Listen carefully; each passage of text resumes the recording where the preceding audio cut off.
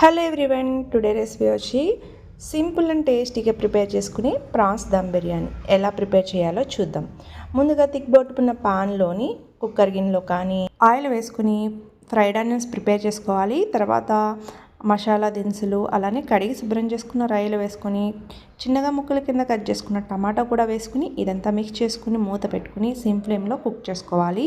ఇది ఇలా కుక్ అవుతూ ఉండగా రైస్ని ఒక 90% వరకు కుక్ చేసుకోవాలండి. వాటర్లోని మసాలా దినుసులు ఉప్పు వేసుకుని అలాగే ఇలా రొయ్యలు కుక్ అవుతూ ఉండగా దీంట్లోని పచ్చిమిర్చి ఆ మసాలా పేస్ట్ వేసుకుని ఈ విధంగా ఆయిల్ సపరేట్ అయ్యేంత వరకు కుక్ అయిన తర్వాత ఫ్రైడ్ ఆనియన్స్ పచ్చిమిర్చి వేసుకుని ఇదంతా మిక్స్ చేసుకుని ఒక ఫ్యూ మినిట్స్ పాటు ఫ్లేవర్ పట్టే విధంగా ఈ విధంగా కుక్ అయిన తర్వాత ముందుగానే 90% వరకు కుక్ చేసుకున్న రైస్ వేసుకోవాలి ఒక లేయర్ కింద.